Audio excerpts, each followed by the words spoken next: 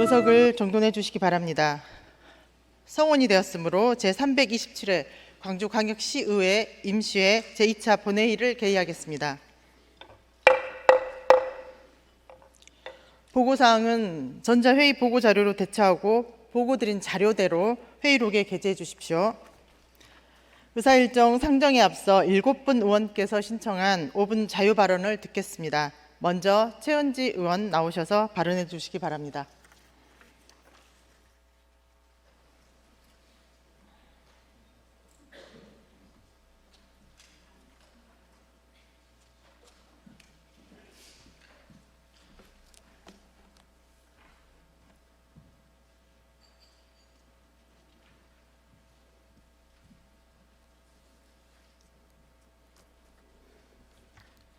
사랑하고 존경하는 143만 광주 시민 여러분, 강기정 시장님, 이정선 교육감님을 비롯한 관계 공무원 여러분, 더불어민주당 최은지 의원입니다.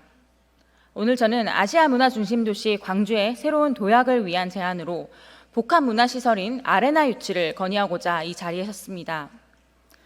현재 국내에는 지난해 말 개장한 인천의 인스파이어 아레나가 유일한 대규모 아레나 공연장으로 이후 여러 지자체가 국내외 기업과의 협력을 통해 유치 경쟁을 벌이고 있습니다. 수도권에서는 카카오가 사업자로 나선 서울 아레나가 서울 도봉구 창동에 건립되고 있으며 경기도 하남시에는 세계적인 엔터테인먼트사와 최첨단 대규모 아레나급 공연장 유치 MOU를 체결했습니다. 이러한 흐름에 광주도 발빠르게 대응해야 합니다. 광주에는 현재 전문 공연장이 없어 높은 수준의 공연을 접할 기회가 부족합니다. 이를 이유로 광주시는 전문예술극장 건립을 검토 중에 있습니다. 그러나 지금 추진하는 1,500석 규모의 전문예술극장 건립은 고급 문화를 향유하는 소수의 니즈를 충족하는 것에 그칠 수 있습니다. 시야를 넓혀 대중음악을 포함한 다양한 문화 콘텐츠를 제공하는 복합 문화시설인 아레나를 유치한다면 도시 이용인구 3천만 명, 꿀잼 도시 광주 실현에 더 가까워질 것입니다. 지난 5월 조선대학교 축제에서 펼쳐진 뉴진스의 공연에는 4만 5천 명 이상, 7월 초 열린 싸이의 콘서트에는 2만 명이 넘는 인파가 몰렸습니다. 지난 1월 열린 임영웅 콘서트에도 1만 명이 넘는 관객을 유치했습니다.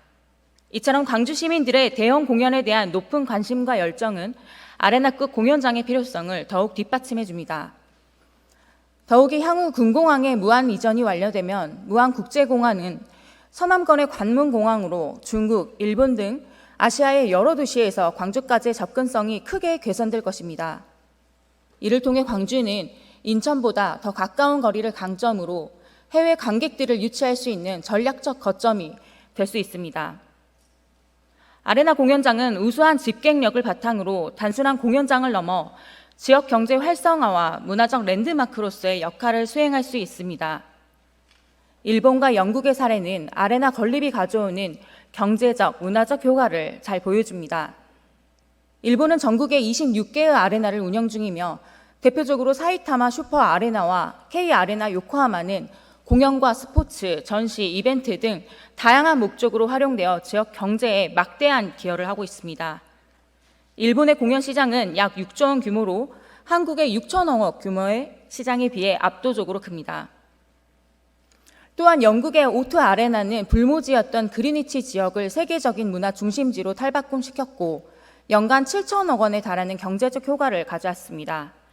광주 역시 이러한 성공 모델을 벤치마킹해 도시의 활력을 되찾을 수 있을 것입니다. 마지막으로 광주에는 우치공원이라는 매우 적합한 부지가 있다는 점을 강조하고 싶습니다. 광주시는 이미 우치공원 활성화를 위해 근린공원을 주제공원으로 전환해 기존의 시설률에 제한 없이 새로운 시설을 도입할 수 있도록 하는 공원 유형 변경과 공공과 민간 투자 방식 등 다양한 투자 유치 방안을 모색하고 있습니다. 우치공원은 아레나 건립에 가장 적합한 입지입니다. 북광주 IC와 가까운 거리로 접근성이 뛰어나며 도시철도 2호선이 개통되면 교통 인프라가 더욱 강화될 것입니다. 또한 공원 내 공연장 건립은 음악 페스티벌 등 다양한 문화 이벤트를 통해 새로운 관광 자원으로 활용될 수 있습니다. 영상은 CES 2024에서 큰 화제를 모은 스피어입니다. 라스베거스에 건립된 스피어는 구형 구조물로 인공지능을 테마로 한 헬마로와 CES를 압도하며 전 세계에 주목을 받았습니다. 인공지능 도시 광주에 아레나가 건립된다면 이처럼 혁신적인 랜드마크로 자리매김할 수 있습니다. 시장님, 그리고 관계 공무원 여러분, 광주가 아시아 문화 중심 도시로서의 위상을 높이고 새로운 전환과 도약을 발판을 마련할 수 있도록 아레나 공연장 건립을 적극 검토해 주십시오. 지금이야말로 광주가 문화와 예술의 중심지로 도약할 절호의 기회입니다. 경청해 주셔서 감사합니다.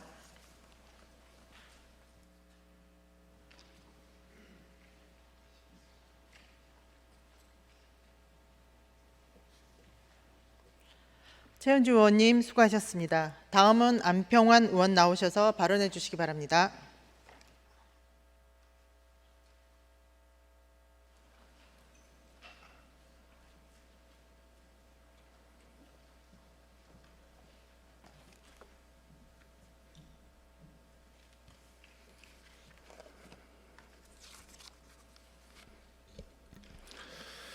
네, 시간 관계상 축약에서 발언하오니 속기록 있는 원문을 게재해 주시기 바랍니다.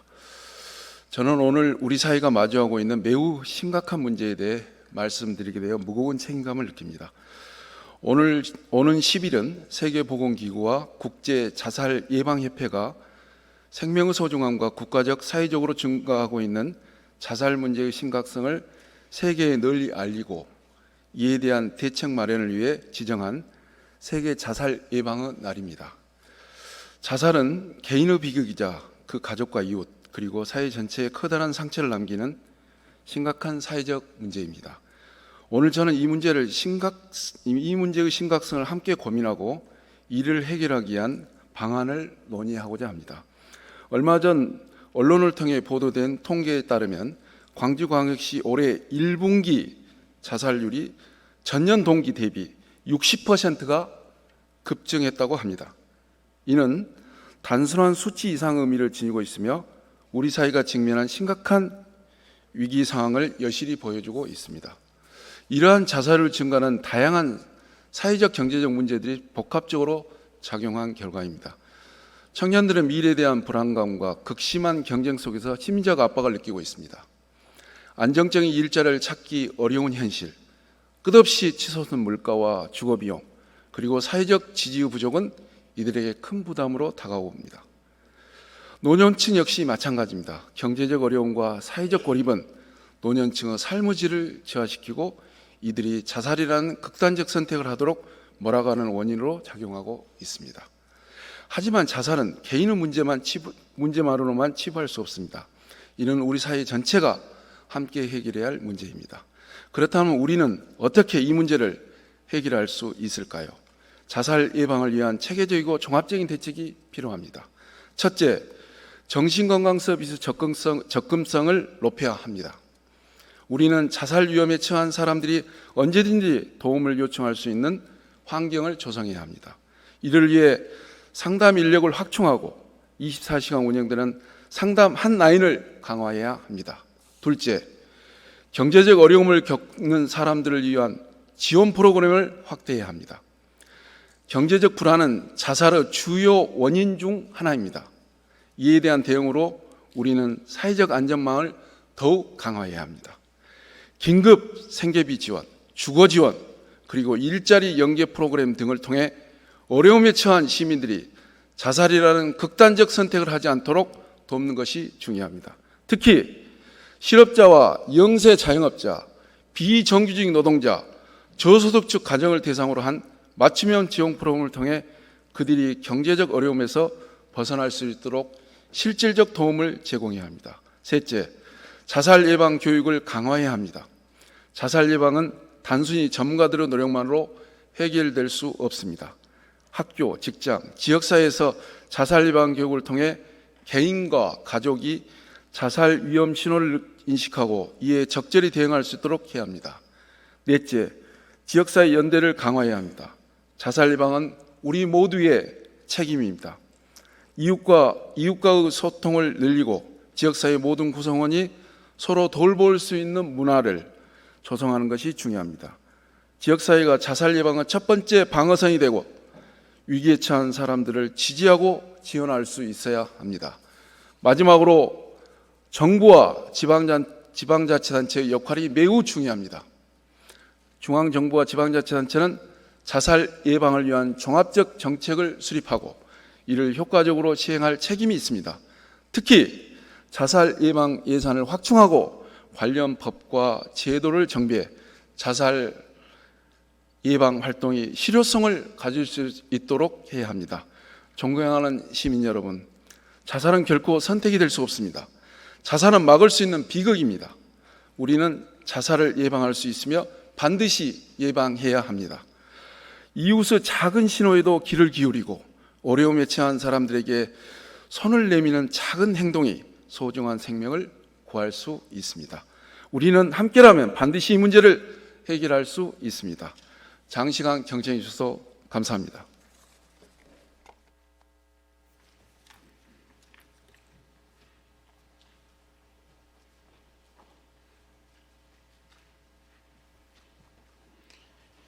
안평원 의원님 수고하셨습니다. 다음은 심철희 의원 나오셔서 발언해 주시기 바랍니다.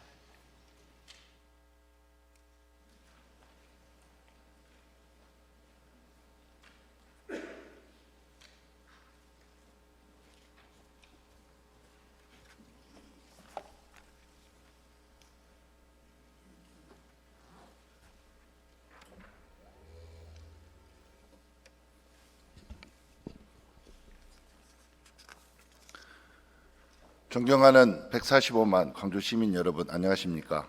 금호 1, 2동, 상무 2동, 서창동을 지역구로 둔 더불어민주당 심철희 의원입니다. 광주는 교육의 도시로서 학생들의 전인적 성장을 위해 늘 최선을 다해왔습니다. 우리 시민들은 자녀들에게 보다 나은 교육 환경을 제공하기 위해 많은 관심과 지원을 아끼고 있습니다. 이러한 노력의 일환으로 초등학교 학교 체육은 학생들의 신체적 건강과 인성 향상에 중요한 역할을 담당하고 있으며 이는 더 건강하고 행복한 시민으로 성장하는 밑거름이 됩니다. 오늘 저는 이 중요한 역할을 수행하는 광주광역시 초등 스포츠 강사들의 고용 안정 문제와 무기계약직 전환의 필요성에 대해 말씀드리고자 합니다. 초등 스포츠 강사들은 지난 17년 동안 학교 현장에서 학생들의 체육교육을 책임지며 단순히 운동을 가르치는 것 이상의 역할을 수행해왔습니다. 이들은 3학년부터 6학년까지의 체육 수업을 보조하고 담임 교사와 협력하여 학생들이 더 풍부하고 안전한 체육 수업을 받을 수 있도록 하는 데 큰 기여를 하고 있습니다. 또한 체육대회와 방학 중 스포츠 캠프 운영 및 토요 스포츠 대회와 방과 후 체육 지도까지 담당하여 학생들에게 다양한 체육 활동을 제공함으로써 학생들의 체력 향상과 건강한 성장을 돕고 있습니다. 그들의 존재는 학교 교사들의 업무 부담을 경감시키며 특히 체육 수업에 있어 교사들이 보다 체계적이고 질 높은 수업을 제공할 수 있도록 합니다. 따라서 초등 스포츠 강사의 역할은 단순히 고용 안정성의 문제가 아닌 학교 현장에서 학생들의 체육교육 환경을 개선하고 교사들의 교육 효과를 높이는 데 중요한 기여를 하고 있는 것입니다. 현재 광주에는 37명의 초등 스포츠 강사가 있으며 이들은 2024학년에도 학교 현장에서 학생들을 지속적으로 지도하고 있지만 고용 형태는 여전히 불안정합니다. 다른 문제는 동일한 체육 지도자인 운동부 지도자와 초등 스포츠 강사 간의 형평성 문제입니다.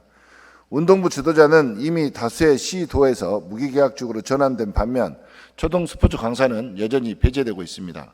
국민체육지휘법상 체육 지도자로 분류된 초등 스포츠 강사와 운동부 지도자 간의 이 차별은 납득하기 어려운 부분입니다. 교육부는 2014년 9월 19일 체육 지도자라 하더라도 무기계약직이 불가한 것이 아니며 고용 및 복무 실태를 중심으로 논의돼야 한다고 답변한 바 있습니다. 이는 상시적이고 지속적인 업무를 수행하는 초등 스포츠 강사의 무기계약직 전환이 충분히 가능하다는 근거입니다. 전남교육청의 사례를 살펴보겠습니다. 전남교육청은 2022년도에 초등 스포츠 강사를 무기계약직으로 전환하여 이를 통해 안정적인 고용을 보장하고 있습니다. 전남의 사례는 광주에서도 충분히 이를 추진할 수 있다는 점을 보여줍니다. 전남교육청이 자체적으로 체계적인 관리 규정을 마련해 초등 스포츠 강사를 무기계약직으로 전환하고 있는 것처럼 광주에서도 이를 적극적으로 검토해야 합니다. 이 문제는 광주시 교육청의 의지에 달려 있으며 교육관님이 결단을 내리면 충분히 해결될 수 있는 문제입니다. 이정선 교육감님은 후보 시절 초등스포츠 강사의 무계약직 전환을 공약으로 내세운 바 있습니다. 그러나 아직 이 공약이 실행되지 않고 있습니다. 전남, 경북, 강원 등 다른 시도에서는 이미 초등스포츠 강사를 무계약직으로 전환하거나 그 준비를 하고 있습니다. 이와 비교해 광주에서는 이러한 변화가 지체되고 있어 매우 안타까운 상황입니다. 광주시의 미래는 우리의 아이들에게 달려 있습니다. 그 아이들이 건강하게 자라나고 더 나은 시민으로 성장할 수 있도록 돕는 것은 우리 모두의 책임입니다. 초등 스포츠 강사들은 그 길잡이 역할을 훌륭히 해내고 있습니다. 이제는 우리가 그들의 안정적인 고용을 보장함으로써 그들의 노력이 결실을 맺을 수 있도록 해야 할 때입니다. 광주시 교육청이 초등 스포츠 강사의 고용 안정과 학교 체육의 질적 향상을 위한 무계약직 전환을 신속히 추진해 줄 것을 강력히 촉구합니다. 이것은 단순히 고용 문제가 아니라 우리 아이들의 건강과 미래를 위한 중요한 투자입니다. 광주 시민들과 학생들을 위한 올바른 결정을 내려주시기 바랍니다. 이상 발언을 마치겠습니다. 경청해 주셔서 감사합니다.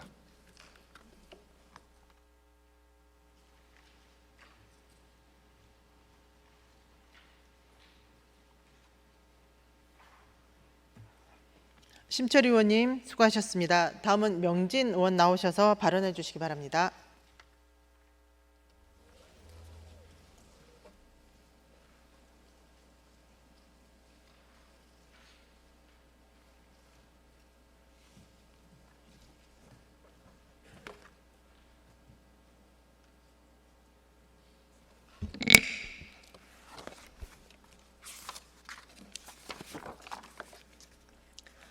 존경하는 광주 시민 여러분, 신수정 의장님을 비롯한 선배 동료 의원 여러분, 강기정 시장님, 이정선 교육감님 비롯한 공직자 여러분, 안녕하십니까? 서구 치평동, 상무일동, 동천동, 광천동, 유덕동을 지역구로 두고 있는 더불어민주당 소속 명진입니다. 저는 대규모 개발 사업이 추진되면서 최악의 교통 대란이 발생될 것으로 예상되는 서구 광천동과 북구 임동 일대의 광천권역 교통 대책과 관련하여 몇 가지 말씀드리고자 이 자리에 섰습니다. 광주시는 지난 1월 광주교통공사에서 열린 교통 분야 대시민 업무 보고에서 막힌 곳은 뚫고 끊어진 것은 연결하고 요금 걱정을 더는 교통 환경 조성을 비전으로 3대 핵심 목표와 8대 중점 과제를 발표하고 구체적인 실행 방안을 내놓은 바 있습니다. 특히 해당 업무 보고에서 상습 정체 구간인 제2순환도로 하군 진월 등 7개 진출입로 확장하고 각하동에서 제2순환로 진입로 개설 등을 통해 통행시간 단축하는 등 도심 교통 혼잡 해소를 위해 다양한 대안을 제시한 것으로 알고 있습니다. 또한 도시철도 2호선 2단계 공사구간과 호남고속도로 확장 공사 등에 대해서는 교통 빅데이터 분석을 통해 선정한 중점 관리 구간 29개 도로와 우회 가능 도로 25개 도로 등을 특별 관리하고 관련 정보를 시민에게 제공하는 등 시민 불편을 최소화하겠다고 밝혔습니다. 그러나 우리 시 대표 교통 혼잡 지역인 광천동 일대는 복합 쇼핑몰 2개소가 입점을 좀 추진하고 있고 주변에 대규모 재개발, 재건축 사업이 진행되고 있음에도 9월이 되는 지금에도 교통대책에 대한 추측만 무성하고 우려의 목소리가 높아지고 있는 실정입니다. 잘 아시는 바와 같이 광천권역은 앞으로 복합 쇼핑몰 2개소와 함께 주변 1만 6천 세대 이상의 주택 재개발 사업 등이 추진되어 현재보다 2배 이상의 교통량이 증가하여 광천권역 교통 혼잡은 더욱더 가중될 것으로 보입니다. 현재에도 일일 14만 대 이상의 차량이 이 지역을 통과하고 있습니다. 이렇듯 광천권역 교통대란은 이미 예견된 것으로 시민 불편과 소상공인의 피해는 불을 보듯 뻔한 상황입니다. 이에 본 의원은 광천권역 교통대란에 대한 근본적인 대책을 조속히 마련할 것을 강력히 촉구하며 시민 피해를 최소화하기 위해서 몇 가지 정책 대안을 제시하고자 합니다. 첫째, 대중교통 지향형 도시개발의 구현입니다. 시장님께서 천명하신 대중교통, 자전거, 보행도시, 즉 대자보 도시, 보행 대중교통 중심의 15분 도시를 광천 권역에서 실행해야 됩니다. 보행 친화적인 토지 이용과 대중교통 중심의 교통체계를 유도하기 위한 수단으로서 변화되는 광천 권역의 개발 방식과 교통정책은 기존과 달라야 하기 때문입니다. 특히 대중교통 지향형 도시를 조성하기 위해서는 도시철도, BRT와 같은 정시성, 신속성, 대량 수송이 가능한 급행 기능의 교통수단 도입이 절대적으로 필요할 것으로 판단됩니다. 둘째, 선도적인 공법과 혁신적인 교통기술 도입입니다. 도시철도 2호선과 같은 개착식 공법으로 공사가 진행될 경우 교통체증으로 인한 시민 불편은 물론 공사로 인한 통제 등으로 소상공인의 막대한 피해가 예상되므로 선진 기술은 반드시 적용돼야 됩니다. 특히 도시철도 2호선 1단계 건설 공사를 통해 경험한 바와 같이 광천권역에 새로운 도시철도, BRT 등이 건설될 경우 해당 공사로 인한 시민 교통 불편과 소상공인의 희생은 더 이상 되풀이해서는 안 됩니다. 셋째, 철저한 교통 수요 관리 정책입니다. 광천권역은 우리시 간선도로인 무진대로와 죽봉대로 등이 교차하는 지점에 위치해 교통 수요 관리가 매우 중요합니다. 승용차 이용을 억제하더라도 시간적, 공간적 분배와 교통수단 분담 등의 교통수요 관리가 이루어져야 합니다. 이와 관련하여 신규 우회도로를 개설, 확장하여 교통량을 분산하고 광천권역 교통정체를 해소해 나가야 합니다. 이러한 만반의 준비를 하더라도 광천권역 교통문제 해소는 쉽지 않을 것으로 판단됩니다. 지금부터라도 집행부와 시의회가 긴밀한 협력체제를 구축하고 광천권역 교통문제에 대한 철저한 준비를 하여서 광천권역 교통대란에 따른 시민 불편과 소상공인의 피해를 막을 수 있을 것입니다. 광천권역 교통문제 해소를 위해 선배 동료 의원님들의 지속적인 관심과 지원을 부탁드리며 5분 발언을 마치겠습니다. 경청해 주셔서 감사합니다.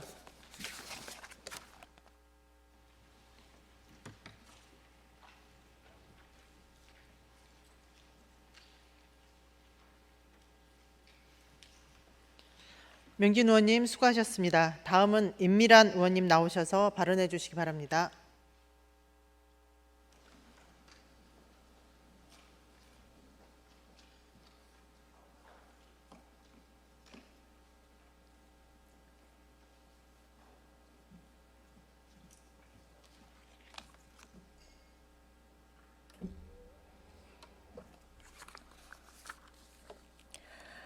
사랑하고 존경하는 강주 시민 여러분, 신수정 의장님과 동료 의원 그리고 강기정 시장님과 이정선 교육감님을 비롯한 공직자 여러분, 남구 봉선 2동, 진월동, 효덕동, 송암동, 대천동 출신 더불어민주당 임미란 의원입니다.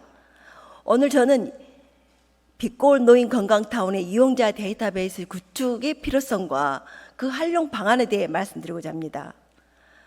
빛골 노인 건강타운은 부지 10만 천여 제곱미터에 예산 690억 원을 투입하여 2009년에 설립된 국내 최대 규모의 노인 복지시설로 복지, 문화, 체육, 후생관 등을 4개의 건물과 또 야외 체육관 8만여 명 이상의 등록 회원과 일일 평균 3,500여 명에 이용하고 있고, 또 수영, 헬스, 노래교실, 영화감상, 또 건강상담 등 다양한 문화 및 교육 프로그램 등을 이용하고 있습니다. 이와 같은 방대한 이용자 데이터를 효과적으로 관리하고 활용하기 위해서는 중앙 집중식 데이터베이스 시스템 구축이 필수적으로 이루어져야 합니다. 그럼에도 불구하고 강주시의 시대적 흐름에 부응하지 못한 근시안적인 행정 마인드로 인해 빅데이터 구축을 위한 골든타임을 놓치고 있습니다. 타운 운영 15년이 지난 지금까지 이용자에 대한 체계적인 통계나 또 데이터베이스 구축이 제대로 이루어지지 않고 있는 것은 강주시의 안일한 행정의 민낯이 아닐 수 없습니다. 설립 당시 데이터 관리 시스템에 대한 인식 부족으로 투자나 설계가 충분하지 않았습니다. 또한 데이터베이스 구축 및 유지 관리를 위한 전문 인력이나 예산을 전혀 반영하지 않는 등 중요한 인프라 구축을 등한시하였습니다. 우리는 지금 최첨단 인공지능 시대를 살고 있습니다. 모든 분야에서 빅데이터를 구축을 통해 미래 시대를 준비하고 있습니다. 고령화 사회 국내 최대 규모의 빛골 노인 건강타운 이용자 데이터베이스 구축을 통한 체계적이고 미래지향적인 관리 시스템 구축은 당면한 시대적 과제입니다. 인공지능 시대, 빅데이터 구축의 필요성에 대해 말하지 않을 수 없습니다. 첫 번째, 첫째, 이용자 맞춤형 서비스 제공이 가능해집니다. 데이터베이스를 통해 이용자의 건강 상태와 또 선호 프로그램을 분석하여서 개인화된 서비스를 제공할 수 있습니다. 예를 들어 건강 상태에 따라서 적합한 운동 프로그램을 추천하거나 또 참여 인력에 대한 관심을 가질 만한 신규 프로그램을 안내할 수 있습니다. 둘째, 운영 효율성을 크게 향상시킬 수 있습니다. 현재 각 부서가 개별적으로 데이터를 관리하는 방식은 중복된 작업과 비효율을 초래합니다. 데이터베이스 구축을 통해서 모든 부서가 데이터를 실시간으로 공유할 수 있어 의사결정이 신속하게 또 정확하게 이루어질 수 있을 것입니다. 이는 이용자 만족도 향상에서 크게 기여할 것입니다. 셋째, 통계 및 보고서 작성이 보다 용이해집니다. 데이터 분석을 통해서 이용자의 연령대별 참여율, 또 특정 프로그램의 인기 등을 파악하고 이를 바탕으로 향후 프로그램 개발 및 운영 전략을 수립할 수 있습니다. 또한 체계적인 분석 자료는 실버 산업의 정책과 개발 그리고 지원금 확보를 위한 근거 자료로 활용될 수 있습니다. 넷째, 실시간 모니터링과 응급 대응이 가능해집니다. 데이터베이스를 활용해서 이용자의 건강 상태를 실시간으로 모니터링하고 이상 징후가 발생할 경우 즉각적인 응급 대응이 이루어질 수 있습니다. 이는 특히 고령 이용자들의 안전을 보장하는 데 중요한 역할을 할 것입니다. 고령 사회에서 빛골 노인 건강타운은 노인 복지의 새로운 표준을 제시하고 있습니다. 그러나 빛골 노인 건강타운이 제공하는 서비스의 지속적인 발전을 위해서는 데이터베이스 구축이 반드시 필요합니다. 데이터베이스는 단순한 정보관리 도구를 넘어서 노인들의 삶의 질 향상을 시키는 중요한 기반이 될 것입니다. 다시 한번 강주시의 적극적인 데이터베이스 구축을 강력히 촉구합니다. 이상 5분 반을 마치겠습니다. 경청해 주셔서 감사합니다.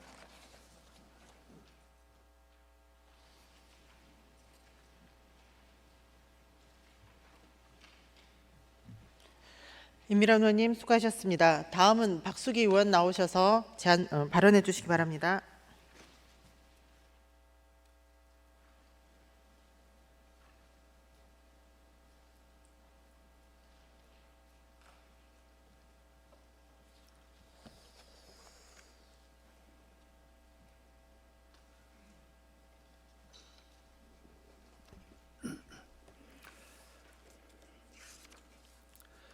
존경하는 광주 시민 여러분, 신수정 의장님과 선배 동료 의원 여러분, 강기정 시장님과 이정선 교육감님 그리고 공직자 여러분, 광산구, 수안동, 하남동, 인곡동 지역구원 박수기입니다.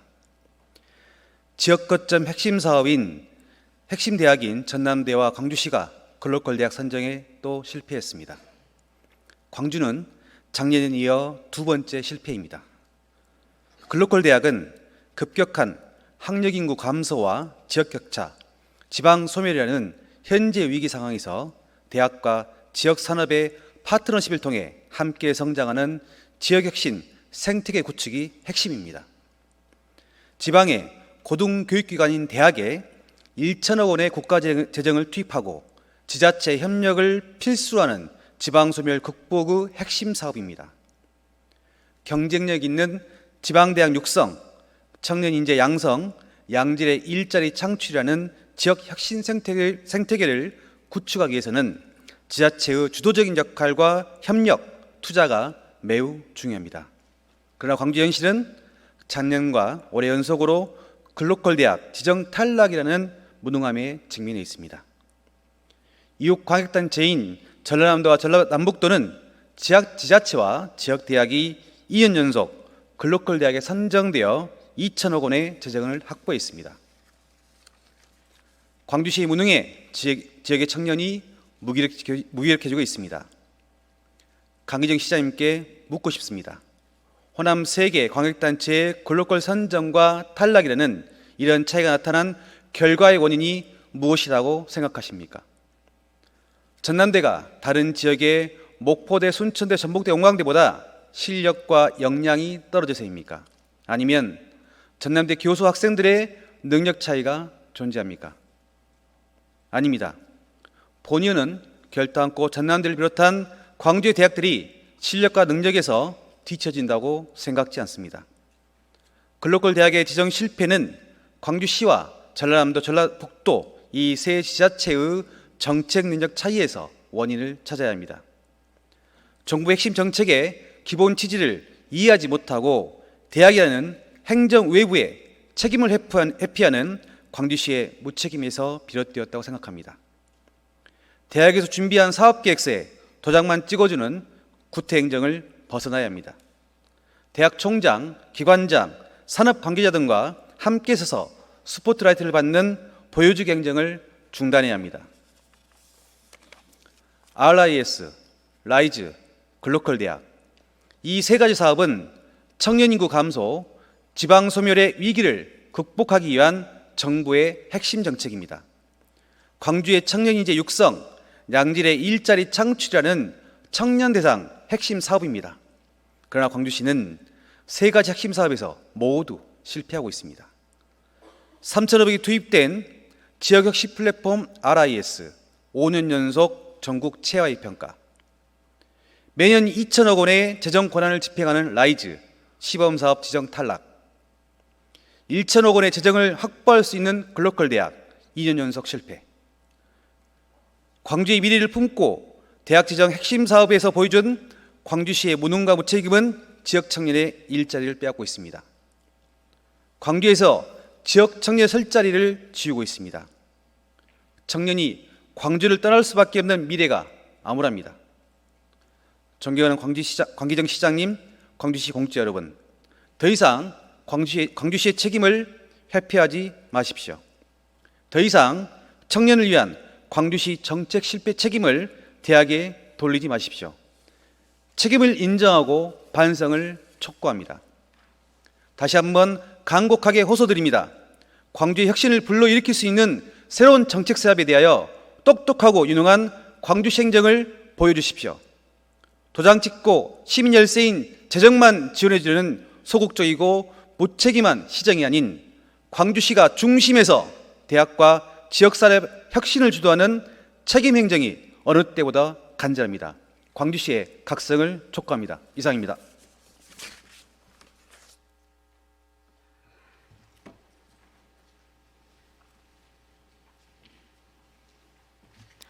박숙 의원님 수고하셨습니다. 다음은 강순 의원 나오셔서 발언해 주시기 바랍니다.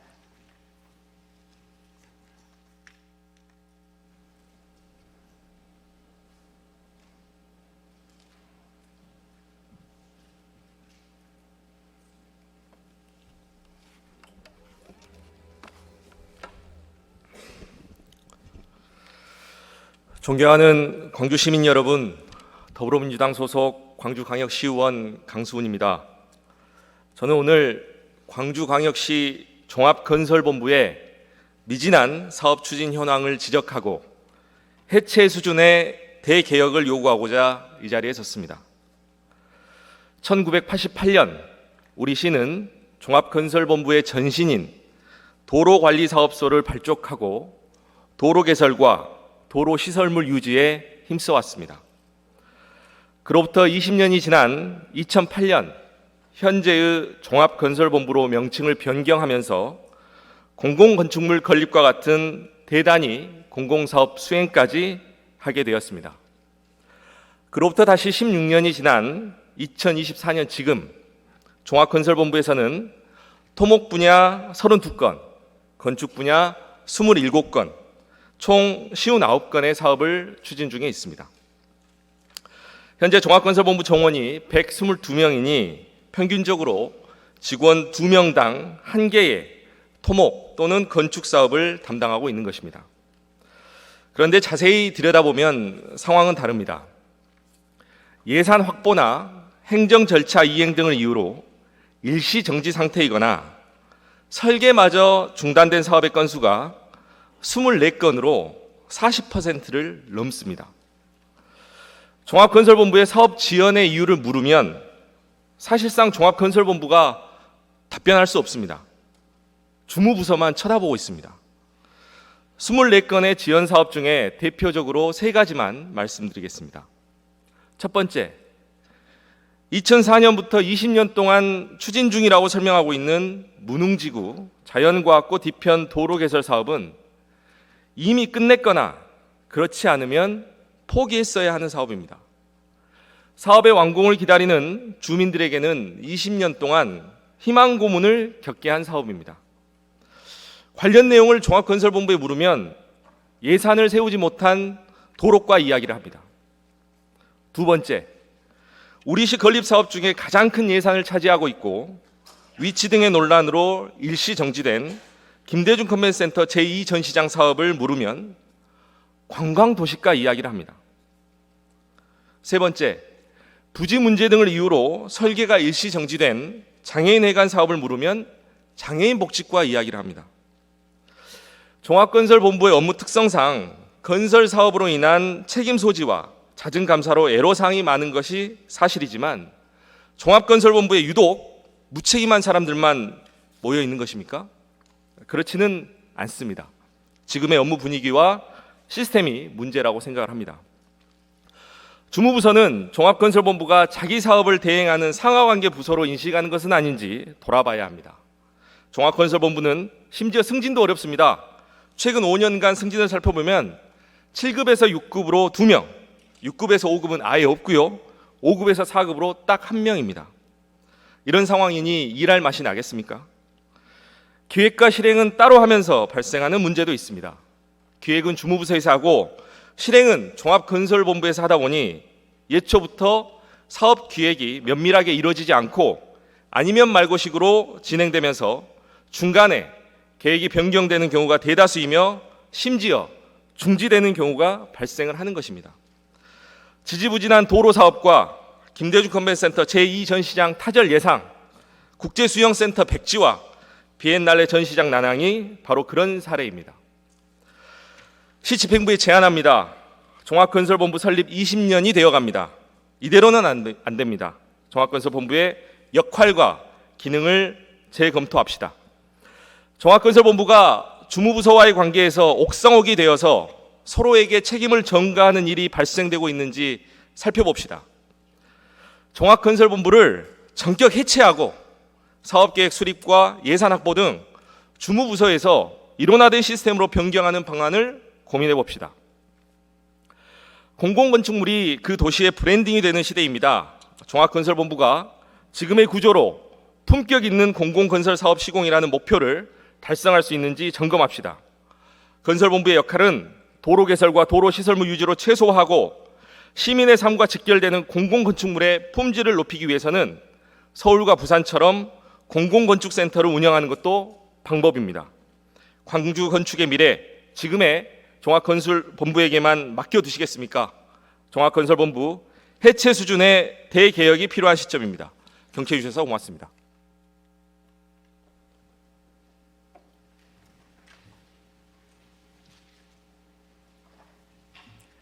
강수원 의원님 수고하셨습니다.